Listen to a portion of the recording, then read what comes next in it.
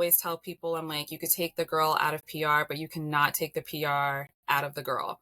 And that's really what it was for me. You have to love it because it's a roller coaster ride, but your clients really vibe off your enthusiasm and love, and they can tell.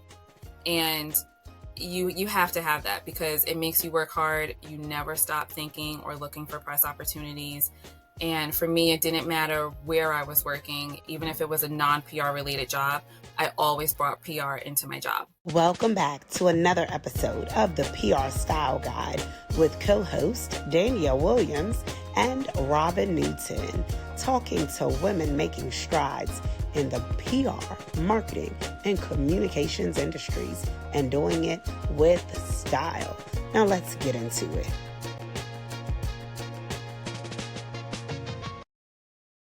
Hello, welcome back to another episode of the PR Style Guide podcast. I'm so excited because we have another fabulous guest joining us for this episode.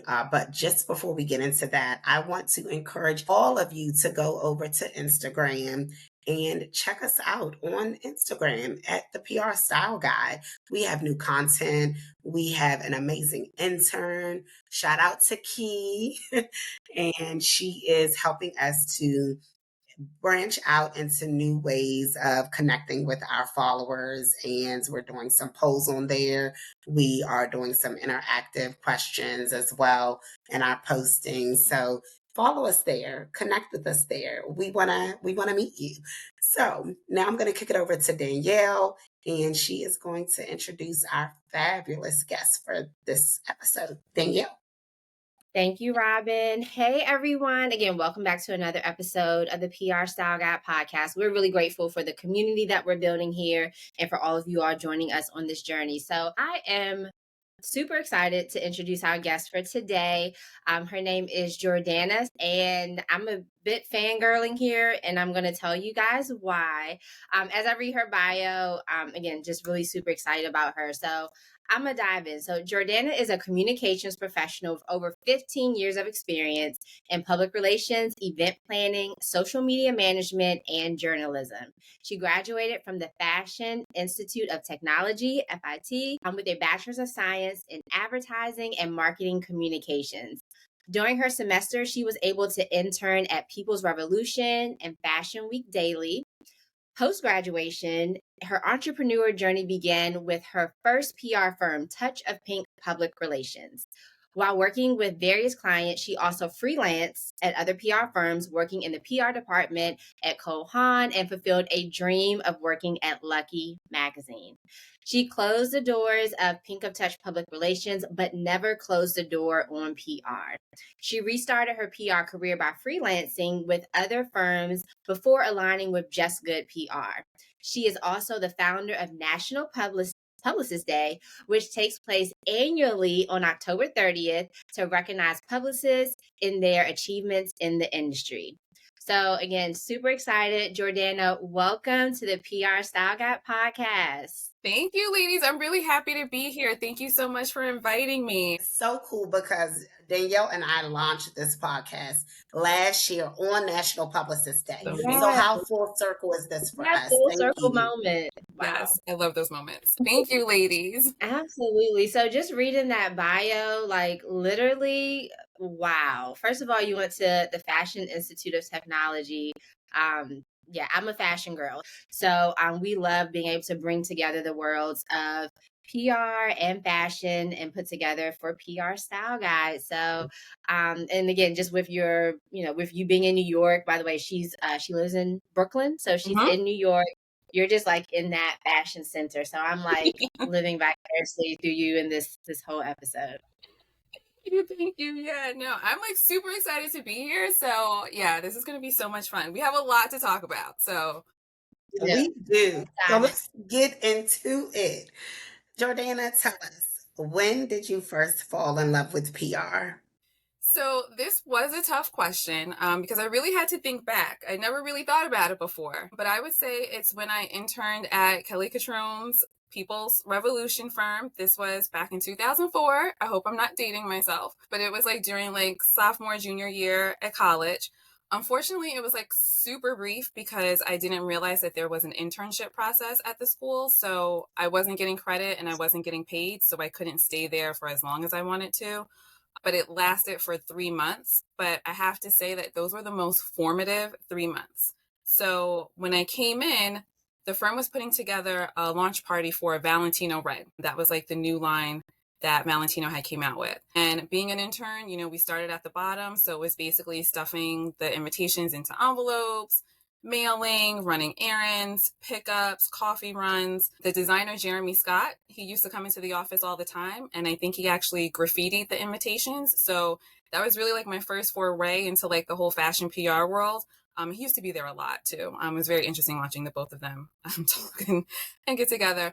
But I remember that I was pretty good at my responsibilities because they actually invited me to the PR table, like literally. So the publicists were all at this like open square table at the time. And then the interns would just like find a chair wherever they could. And I remember that they asked me to sit at the table to help with managing RSVPs and seating charts and also answering phones.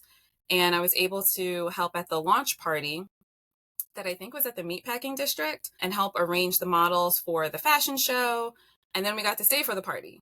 And that was a lot of fun. And I remember I met Carson Kressley. That was when Queer Eye for the Straight Guy was like huge because I think the show had just started out. And I just thought to myself, if this is what it's like, I was like, I love this. I could totally do this as a job. So that's when I fell in love with it, was when I was actually in it and got to see what it was about. That's really cool that you had that opportunity at such a young age. So tell us, how did you get that? That was a hookup, or did you just apply? You know what? I think I saw it on the board at school, that they had an opening, and so I just applied. I had no idea that you had to be accepted into an internship program. I'm just kind of like that go-getter, like, oh, I see an opportunity, I'm just gonna jump at that, and that's what I did. I just sent my resume in. I remember who I actually interviewed with. If I could give her a shout out, it was Julian Ma. She offered me the position. She said, I really like you, let's get started. So, yeah, I got it on my own, just from the school board. I love that. Yeah. That's awesome. Okay. We recently found out that we have some entry level people who are following our podcast and newer in the business as opposed to seasoned PR girlies, as we call them here at the Right. PR Style Guide. So for you new PR girlies and girlies that are just entering into the business, go for it. Shoot your shot. Never Send know. that resume in, and you don't have to always know someone. So I love that story.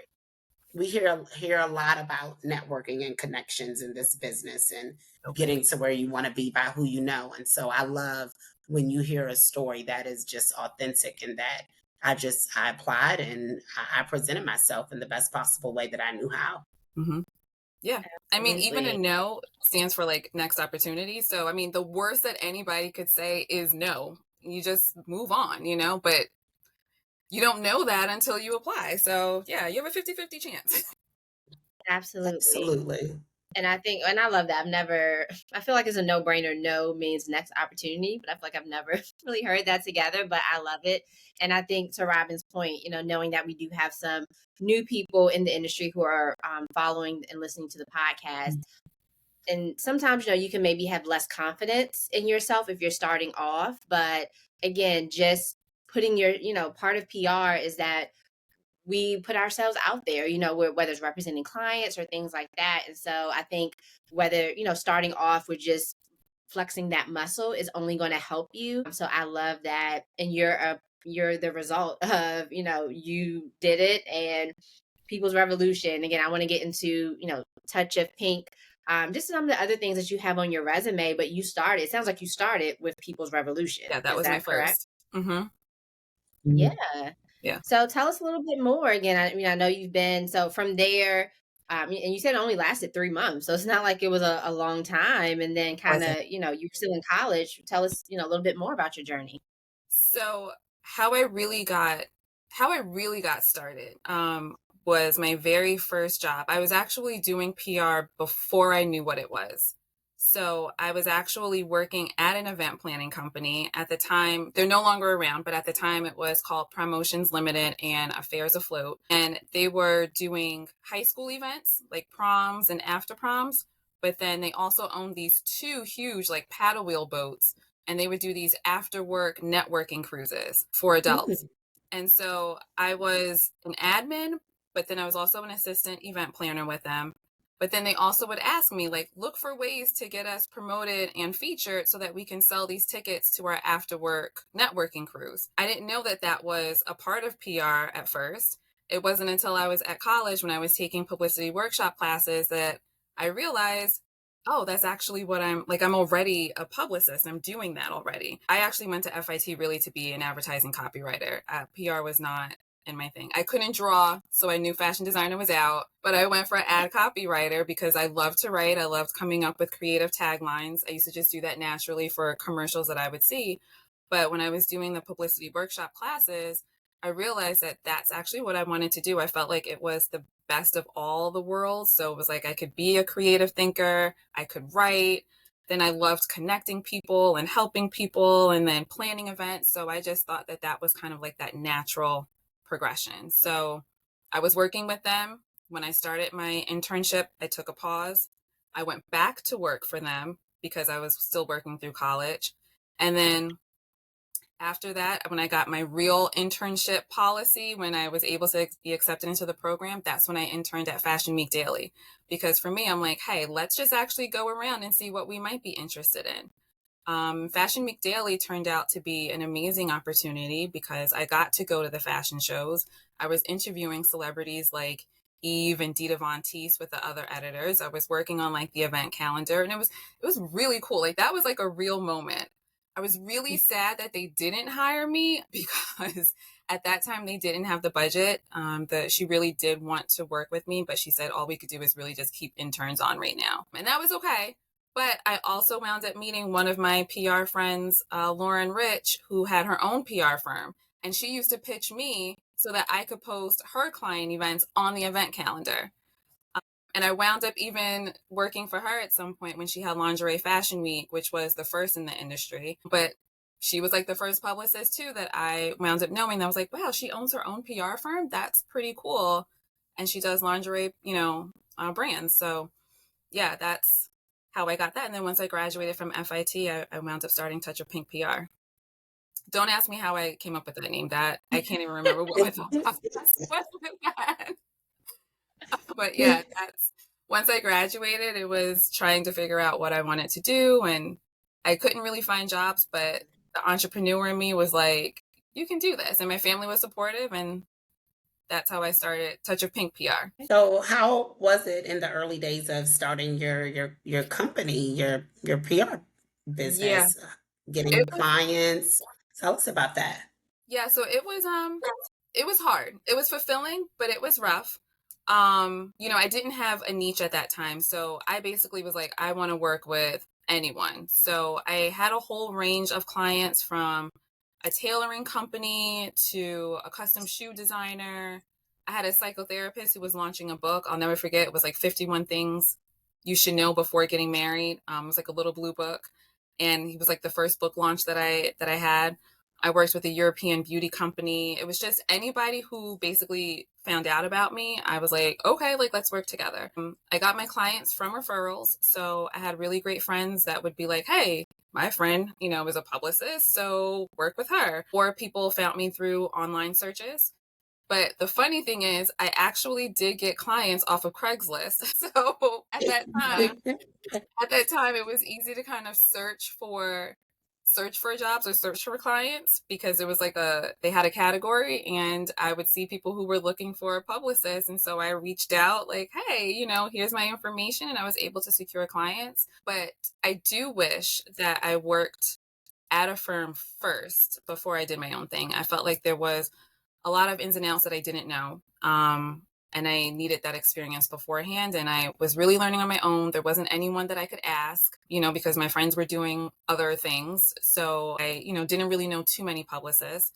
And even though school teaches you the basics, they give you that foundation. It's like you don't really know it until you're in it. So it's a Yeah. struggle. You know, I didn't get like the top tier press hits that I really wanted, but I did get press hits. My clients were, you know, they were happy, and I planned really great events, even like blogger launch parties and stuff like that. But we didn't have database tools back then. There was no Fission or Mhm. LookRack or Yeah. anything that you have now. So I always call myself like a PR OG or like a PR dinosaur. So if anybody remembers, back then we had this website called mastheads.org. And literally, okay, thank you, Robin. Thank you. Yes, thank you. I'm an old head. I'm an old head in this business too. But I chuckled when you were like, we didn't have Cision. I was like, nope, we sure didn't. Mm-mm. We literally were looking at magazines, like looking. But the other funny thing is when you said Craigslist, I'm like, we might have to explain what that is. I know, you know what? At first I was like, no, everybody, isn't it still? But no, you're right. They don't. Wait, Craigslist is still around though, isn't it? It's still around, but I don't know, is it widely Is used the it way it popular? was I don't. back in Yeah. our day? Yeah, Like, I I was gonna mean, say I didn't know you could. I bought my first my camera. I got a camera off of Craigslist, but I didn't know you could hire a publicist off of there. Like that's So there pretty. were but you, jobs and yeah. Go ahead, yeah, Robin. people would post different things. So, like for example, if they were coming out with a book, they would post things there. So it was a good way to look for clients, not necessarily people hiring publicists, but Got it was you. a good tool for people if you were looking for clientele. Exactly. And it So, was, I felt like it was yeah. safer. The people were safer, you know, so you were okay going to meet, you know, someone. Of course, you know, you always let people know your location, but yeah, so we use tools like Mastheads that, you know, was a website that gave you literally the magazine masthead and the email format for those Mhm. magazines. You know, you back then you really had to be resourceful. So, you know, we would look Google up. Alerts wasn't a thing. No, and you basically had to look up press releases at times to even just get a press contact, you know, for a certain brand or company. So it was hard, you know, but when you were in that in that era or that time, you learned to be resourceful because you didn't have tools, nobody was holding your hand. People would say, "Don't ask me questions, figure it out," you know, do that. So you had to figure it out on your own. So it was a very smart time, and I think that it helped me today because I do see lots of ones coming up, younger ones, and it's like, oh, well, I don't know how to do this. Teach me how to do that. I don't know how to do this. And you're like, you know what? It was like sink or swim back then. Like nobody held my hand, but it's nicer today. It's a better culture today, you know, and being more helpful. But back to that. So it was hard for me being a new small firm and cold contacting, you know, these editors and journalists. And then I'm working with clients whose budgets were small or basically non-existent. And that was hard too. So yeah, I don't regret the whole experience. You know, it was really major and it was exciting. And after Touch of Pink PR, I did work at other PR firms, and I just kind of took all that to where I am today with Just Good PR. So yeah, I wouldn't trade it in, but it was a learning moment, but also very fulfilling because straight out of college and owning your company, you know, and it was around for some years. So yeah. Congratulations. Kudos. Yeah, Seriously. Thanks. It's a absolutely. big deal. And I feel like, you know, you, I think later in your bio, you worked at Lucky Magazine after you had Touch of Pink PR. So, Yeah. I mean, obviously, I feel like at least today in today's world, when people are entrepreneurs, I feel like that makes them more attractive to employers because you have figured it out, you know, and bringing you on is a value add. So Yeah. obviously, although it may not have been, you know, easy, I feel like starting anything on your own is never really easy. It obviously, you know, made you're still here, and you know, again, you were able to work at one of my favorite magazines. I used to love reading Lucky magazine. So Yeah. yeah, I pretty still have awesome. copies. And I still have some of the swag from Condé Nast because yeah, Lucky to me that was my favorite magazine. The stickers, yeah, it was amazing to see how a magazine is run. I will be in full disclosure. I was not a publicist at Lucky Magazine, just in case anybody, you know, was thinking, oh my goodness, she was a publicist. I was not. I was an executive admin for the VP and publisher at the time, but I still worked in my PR skills still, you know, with different ideas and connections and different things like that. So yeah, so it was a really fun and exciting time. Hard, but fun and Absolutely. exciting. Yeah. Yeah, all tools in the tool bag. You know, you talked Yes. about event planning, social media management, all of that, you know, all tools in the tool bag. Yes. So let's switch gears a bit. So we've talked about, you know, you've not only launched a successful PR company, but you pioneered National Publicist Day to be recognized. So, you know, why was that important to you, and what was that process like? So I really thought that it was just important for publicists to be recognized. So I remember this. So back in September, it was 2015. The only thing I don't remember is what national day it was at the time. And I thought that there were so many of these random national days that I'm like, who comes up with this? Like, who comes up with these random, like, National Dog Day or National Ice Cream Day? And so my brain never stops thinking. So I was like, well, what could I create? I want a national day for myself. And I just wondered, is there one for publicists?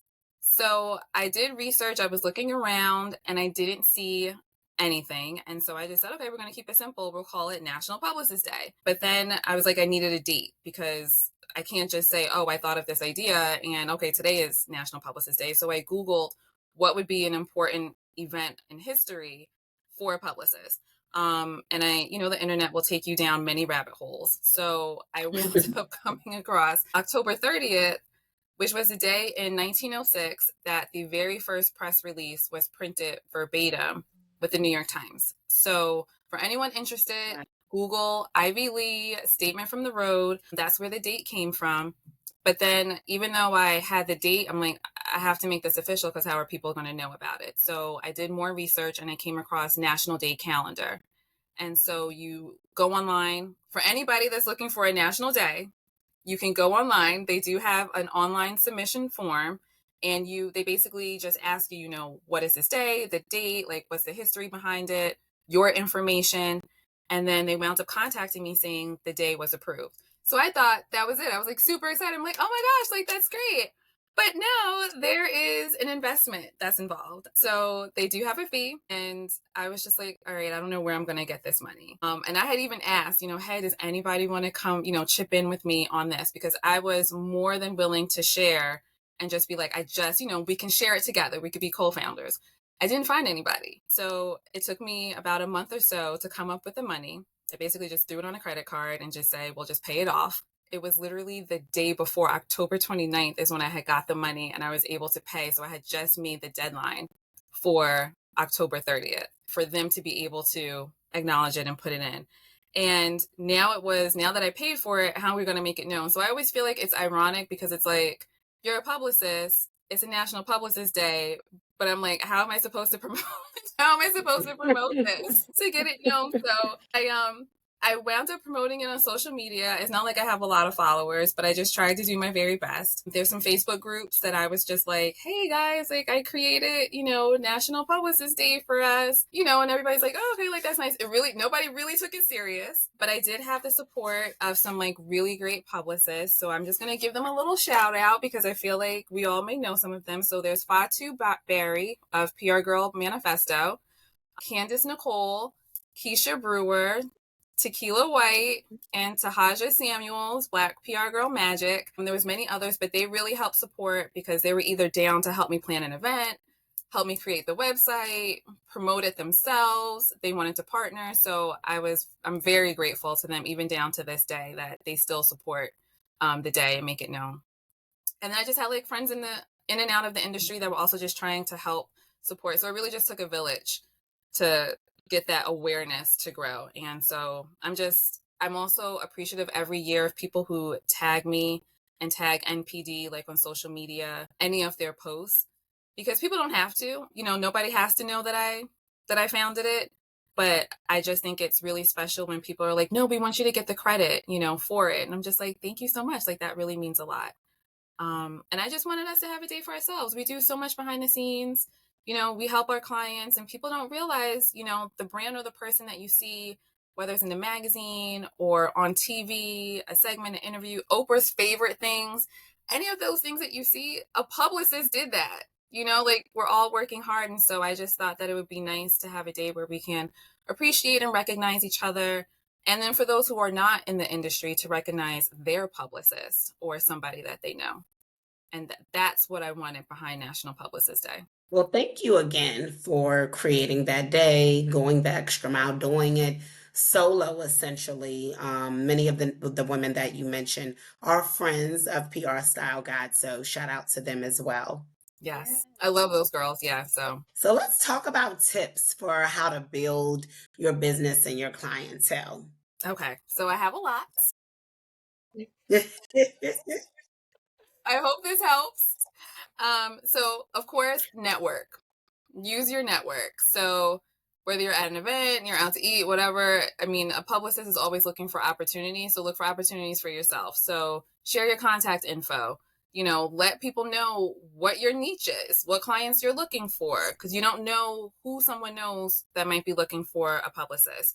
And that's how sometimes I've even gotten referrals. And your friends are a part of your network too. Don't count them out. I know we make jokes about our friends and family, they don't know what we do for a living, but maybe just simply explain it to them, because the more they know, then whatever industry they're in, then they can also refer you as well when they kind of get a handle on what it is. Here's something that also had helped somebody that I had mentioned to them. So build your portfolio if you're like in between jobs, or also like for newbies. And I mean like new. So if you have a friend that's like a chef, or a real estate agent, or like a designer, anything, I know you want to get paid, but do pro bono work just to sharpen your skills and build your portfolio. So they can be your starter clients.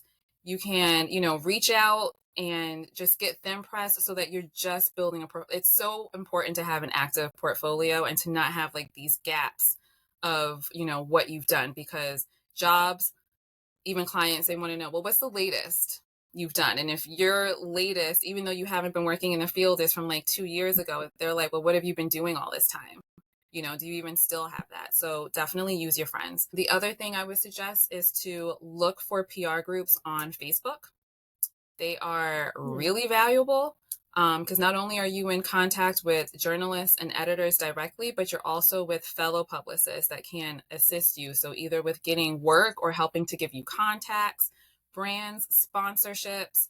It's a really great community. And don't be afraid to also reach out to brands on Instagram. Now, here's something that I've done personally: professionally slide into the DMs. So there's lots of brands that I come across and I'm like, oh my gosh, I'm like, this is genius and I love them. And they don't have like a contact information. So I just send them a message professionally, just saying, I really think that what you have is great. Do you have a publicist? Are you interested in learning how, PR could help build your business? And if you are, I can send you some information. With that, I would say. So following that, what do you think, going back to the first thing you said, do you feel like business cards are dead? I know you talked about networking. Do you feel like, as PR, as newbies, is having a digital business card, or, even regular business cards, do you feel like that's something that is still of value today?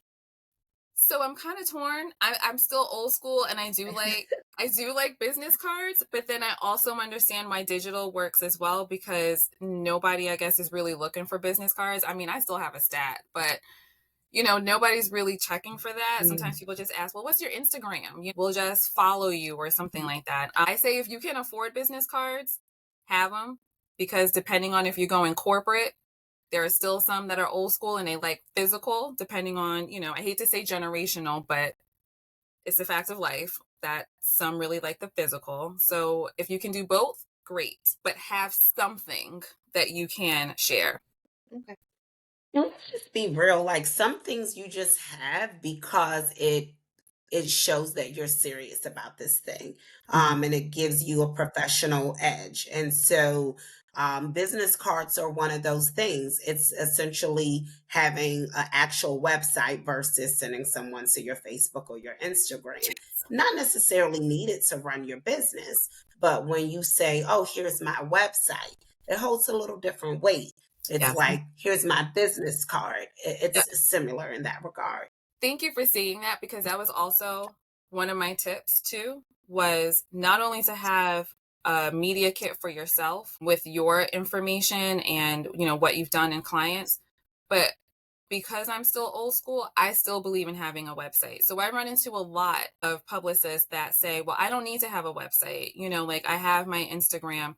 But for me, I still feel like when somebody wants to hire you, they want to go somewhere that they can learn about you.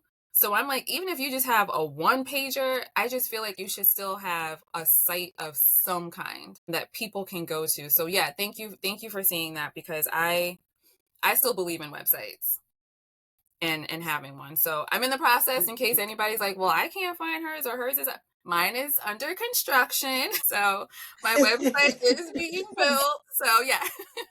So I'm not a hypocrite, I promise. We're working on it. It's under construction. But yeah, you should have a website, I feel, to have something. And also social media, if you're gonna be on social media, think about branding and think about like design, because that's pretty big. I know I need to work on that. So people can come for me. I get it. It's a hard process when you're busy, and sometimes you don't do it for yourself. But it's good to take some time to think about your branding for social media. If there's like a color theme, how you want things to be designed, it does show the kind of person you are. As publicists, we're very detailed people. So your branding should be just as detailed. Absolutely. And there are great examples of publicists who've done a wonderful job of that on their page. Candace Nicole, she does a great job of that. Yes. Everything down to her colors and her Mm-hmm. style. Samantha McCoy, she does a great job of that Yep. as well. And Jordanna, I was going to follow up. I know you mentioned some of the Facebook groups. Do you have any that you can recommend? I do, actually. So there's quite a few. There's PR, marketing, and media czars. There's sharing ops. PR is the name of it is sharing ops : PR friendly. There's also respect the publicist, and there's powerhouse Mhm. pros, and then there's PR, marketing, and media. Those are like some really great Facebook groups. And so they list jobs, they list stories that journalists are looking for, sponsorship opportunities, like anything that you basically need, or have questions about, or you're looking for, or that you can post and say, hey, I just signed on this client. Is anybody working, on this? Or can somebody even help me with ideas or this and that? Really great Facebook groups. What was that last one that you mentioned? PR, I marketing, missed and the media. name of that last one. Okay. Okay, great. And we'll be sure to link those as well Okay. for resources. And just for everyone, we are working on something cool that will be an opportunity to share all of the tips that we get from our various different guests. Because when I say they drop gems and give advice and tips for all of us, whether you are new in this business or seasoned in this industry, I'm always like, hold on, let me write that down, girl. What would you say? Yeah. Nice. So, what's the hardest and most rewarding thing about working in PR and comms? Hardest is it's not an instant gratification business. I mean, the waiting game can be absolutely brutal at times. Sometimes you're just wondering why a pitch wasn't successful, or why a journalist or editor is ghosting you. Sometimes you just don't get the results when you want them or when your client wants them. And I think we all understand that clients also don't understand how long it could take before they get a hit, especially when you just signed them on. It's a lot to try to build that up, and they don't understand that.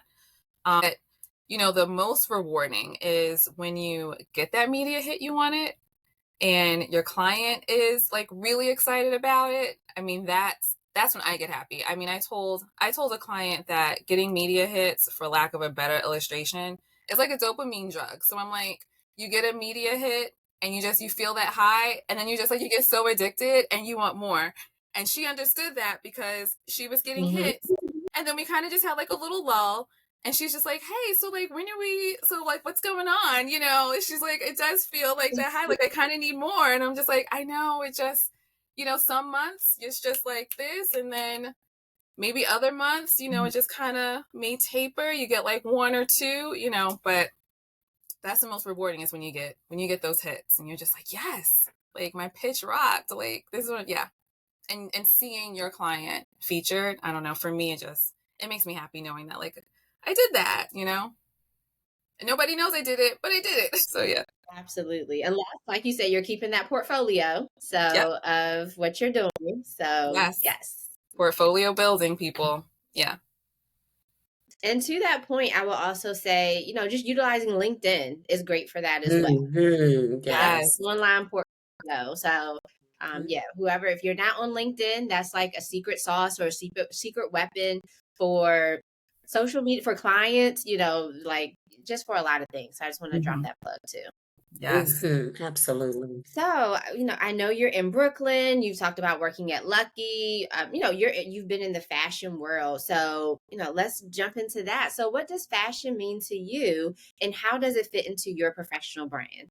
Okay, so for me, it's just a way to express my personal style and have fun. I believe in having signatures, something that people just associate with you. I feel like a lot of the designers have their signatures. Carolina Herrera is like the white shirt, Michael Kors is like the white t-shirt, blazer, Vera Wang is like all black, leggings. I in one of my marketing classes, I'll never forget the professor said, you have 30 seconds to sell yourself, and that people already have made up their mind about you in just that short window. So what you wear is how you introduce yourself. So it's like you dress how you want to be addressed. And that's just something that I follow. Professionally, everyone knows I stick with the publicist color of black. I just happen to like black. I think it's just a great color. It goes with everything. It's sophisticated. You can never go wrong with it. But I do like to add pops of color. I believe in having a statement shoe. If you know me, you know I am a very proud shoe mom. My shoe closet is extensive. I don't really work in fashion as much, but I do take the inspirations from the runways and just try to make it my own and try to zhuzh it up. But yeah, so have fun, explore. But yeah, I do like black. It's funny you mentioned Keisha Brewer earlier. She was on our first season, but she mentioned how she would have the publicist black as well. So Yeah. you guys are there on. Yeah, it's a stereotype, and I feel like it's what we came on in the industry, because you're behind the scenes. It's always about your client that's supposed to shine. So, black is sharp, it's professional, but you're not getting the attention because it's not about you, So, but I just like black. It's just for my everyday. So yeah, I love that. Adding the statement shoe is a thing though. So you got your statement piece right there. Yes, shoes. Oh my goodness. Yeah, sometimes I think I went into the wrong business and it should have been a shoe designer or something. Are you a heels girly? We Oh both love yes. shoes. Yeah. Okay, you're a heels girly. Yeah. Danielle's a heels girly too. Yes. I did break see that on out flats only when the heels have served their purpose, and then we break out the flats. Like if I am walking away and we're done for the night, there's no need to suffer anymore. I will throw on my flats at that point. So, So yeah. we talked a little bit about tips, but let's also talk about resources that or books that you may recommend to newbies in this industry. Any in particular that help you along the way?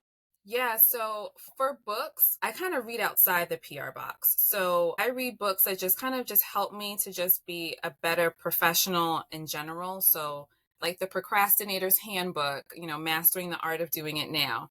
I love that book. Health and wellness books like Eat to Beat Disease or Accessing the Healing Power of the Vagus Nerve.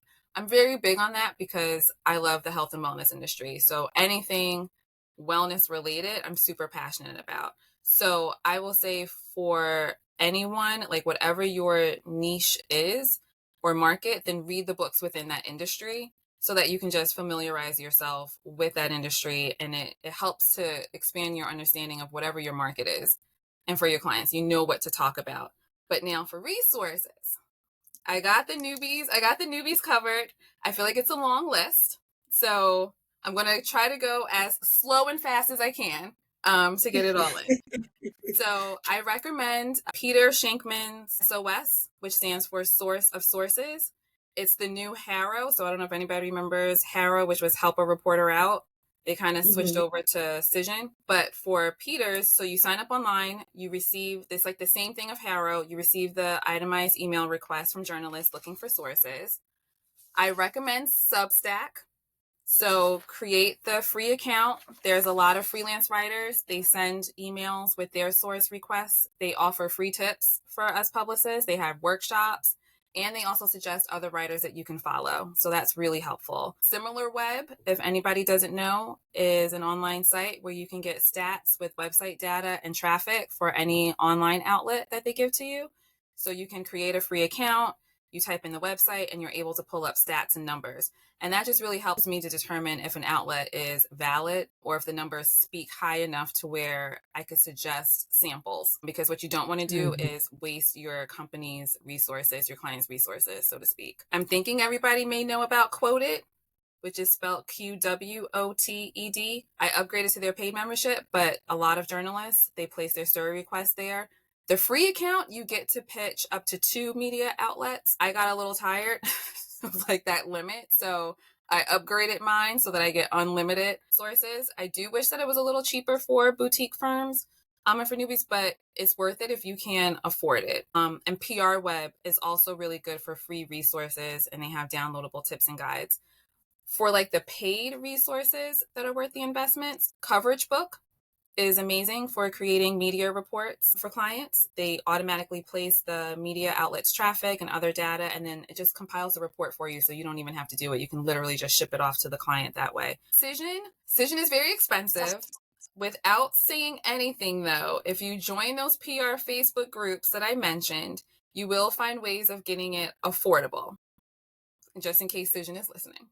So it helps to cut the cost down. I kind of like it better than Muck Rack to me. There's a new one. I don't know if anybody is familiar, Podpitch. So Podpitch is an amazing new database tool that's like the Cision of podcasts. They literally house, I can't even tell you, thousands upon thousands of podcasts. They use AI technology to save you time on pitching. I've actually been really successful with that in booking podcasts for a client. So definitely, I'm hoping that they branch out to do this like to other outlets, because that would be amazing. Secretly really want them to be like the new Cision. If you're a freelancer, there's the Freelancers Union, which is like a really great resource. So they have networking events, free workshops. They can help with finding health insurance. They help me. And they're just really informative. So if there's PR freelancers, join the Freelancers Union. It's free. I mean, they really do tell you like how to deal with clients who don't pay, you know, helping with like different contracts, legal advice. So it's a really good resource. And then for any Black publicists that are in tech and venture capital, I would say join Black Tech PR Society by Ari McDaniel, because she's really doing some amazing things with making sure that we're all supported in that industry of tech and venture capital. So yeah, hopefully this helps everybody, and adds to their resource list. Oh, that's great. Wow. Yeah, that's great. So Yes. speaking of being a Black publicist, can you tell us a little bit? You don't have to go into detail, but what has it been like being a Black publicist, especially you've been doing it now for 20 years. So what has it been like even back in the day before there's a lot of us now, right? But I'm dating myself because I go back 20 years in this business as well. So obviously we're still not as high in numbers as some of our counterparts, but we've come a long way. But what has it been like over the years for you? Well, first starting out, there really wasn't any. So I was really the first in lots of different firms and rooms. And it can be discouraging, and it can be a struggle. And you have to work harder. We all know about the double tax, and just to try to get any sort of acknowledgement or validation. And there were lots of times where I just felt like I wanted to give up. I have like a PR bestie, Nikki Osei, who's doing like amazing things. And we always would just like support each other and like, no, girl, we got to keep going. Like for the future Black publicists, we got to keep doing this. And I would just be like, I'm so tired. Like, let somebody else, carry the torch and the baton, like somebody else would do this because this is hard, um, but you just don't give up and you just keep going. And now it's a lot easier, and I love the community and I love the support, and I love that there's so many of us to keep cheering each other on. Please, please, do the whole collaboration versus competition, because it drives me crazy when I see other publicists that may not want to be, forthcoming with like sharing maybe certain contacts or information. And I get it. Contacts are a huge, thing for us. But when somebody's asking for a contact, they have to do their own relationship building. They're not taking the relationship away from you. They still have to form their relationship with that contact. So it's okay to support and assist. They're not taking money away from you. It just kills me when I see people are asking questions and others are getting shot down, and it's like, oh well, I had to find it out on my own. Like, you find it out on your own. Did you do this? Did you do that? Like, what does it take to just be nice? You know what I mean? And sometimes when you're nice like that, it does come back around. So I love that, there's more of us. I hope to see more, as years continue. But I just know, because of being the only one in the room, it just makes me be nicer to whoever asked me questions, because I didn't have that. So I'm like, why would I now be the person that's going to be like some sort of gatekeeper when I was looking for help? So I just remember that, and that's just basically how I move forward. So anybody who likes to ask me questions, I'm like, sure, like, I'll give you whatever, whatever I can, however I can help. That's how I move forward, because what does it cost to be kind? I mean, we're struggling. Life is hard. The last thing you need is now somebody who's going to not answer a question or not help you in any kind of way. And if we can't really like help, each other, that's a problem. We're getting that already. So be nice, help each other, collaborate. It's okay. Yes. Thank you. Thank you for sharing. Yeah. Yes. I feel like you kind of were already getting into it, but as we're talking about, you were already giving advice. But what is the best piece of advice that you have ever received? And we'll add a caveat to that, because we do have newbies here. What is the best piece of advice that you would give to someone in this business? Yeah, sometimes the best advice is really the most simplest. And this really came from conversations. And even I mentioned that, when I would talk with Nikki, it's just keep going. The industry, like I said, it can be hard. You can deal with editors ghosting you, or like you don't feel the support, from other publicists, or you're struggling to get those hits. And believe me, like, we all struggle to get hits. I don't want anybody thinking that like it's just you. It's not. It's all of us. Or like I said, you could be the only one in the room. So just keep going, and it will work out for you. Even though you said my bio, and I was like, wow, I sound so impressive. For me, I was like, I don't have like this huge impressive career as other publicists. I look to a lot of other publicists and I see what they're doing, even other guests that you guys have had. And I'm like, wow, that is like so amazing. Like, they've worked with this company and that company. But I'm like, it's okay that I didn't work for the big names or the brands, or that, maybe I didn't secure the hits in Vogue or Oprah yet. We're really hoping on Oprah. But I'm like, the people and the brands that I have worked with, they just make it all worthwhile, because they deserve to be spotlighted and that their voice is heard. And I keep going just because it'll all pay off. So that was the best advice that I had got, because there's going to be that client or hit that's just going to be, make it work for you. But for me to others, public relations truly has to be something that you love doing. This industry is stressful. For me, I always tell people, I'm like, you could take the girl out of PR, but you cannot take the PR out of the girl.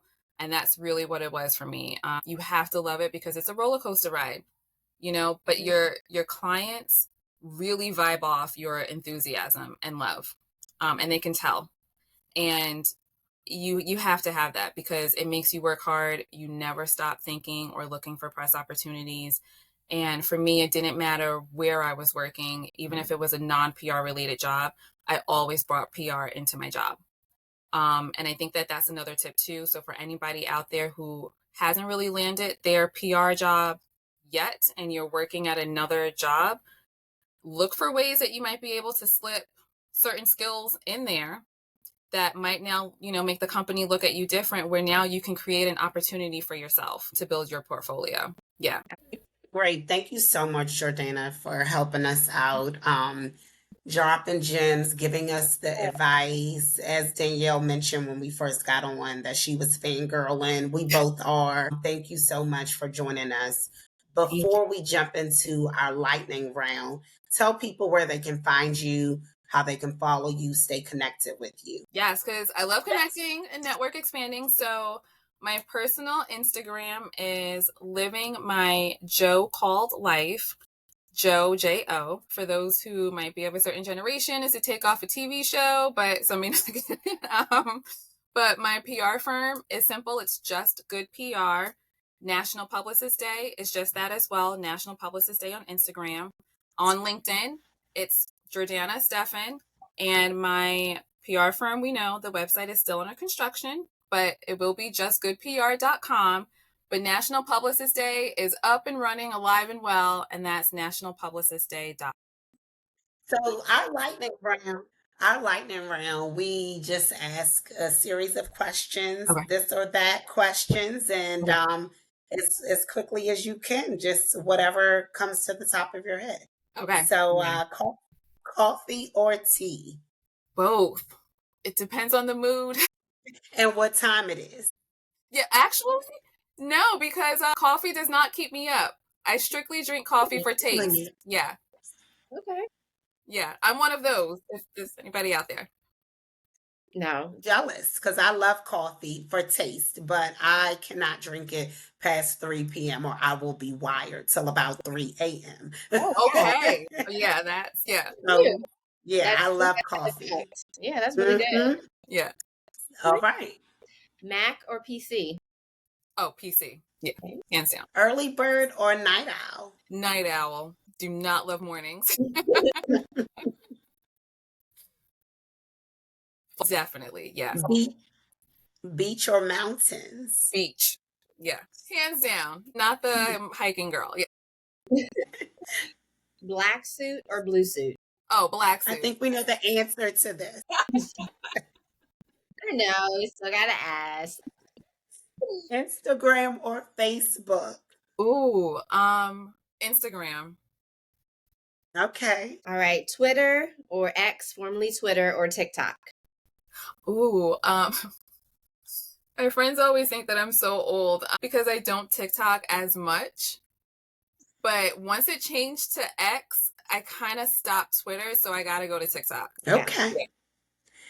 This one is tough, at least for me. Samantha Jones or Olivia Pope? Olivia Pope. Come on, white hat. Yeah. I mean, I love Samantha Jones, don't get me wrong, but it's handled like Olivia Pope, hands down. Flag hanger? Yeah, no. All right, Washington Post or New York Times? New York Times. For sure. Right. You gotta rep New York. Yeah. Yes. Yeah. Extrovert or introvert? I feel like ambivert because I feel like it kind of depends. It depends on my mood, So yeah, I feel like I could be both. Okay. And I feel like we kind of hit on this, but heels, flats, or tennis shoes? Oh, heels. Hands down. Yeah. 3 inches and above. Oh, wow. Yeah. Same. Give me a good 5 inch. I'm good. Now, see, 5 has to come with a little platform. So, yeah, I need a little stabilization, but yeah. Absolutely. Well, Jordanna, thank you so much for joining us. Yes. Thank you for having me. This was so much fun. Yes, thank you. You've been such a trailblazer in many ways, just the work that you've done. And you've dropped so many gems. So thank you again for your time with us. And everyone, please join us next time for another great episode of the PR Style Guide podcast. Make sure you check out our resource page to get all the great gems that Jordanna shared with us today, and be sure to connect with her as well. Let's keep the community growing. We're really excited about being able to share as publicists and grow together. So until next time, we'll see you all for our next episode.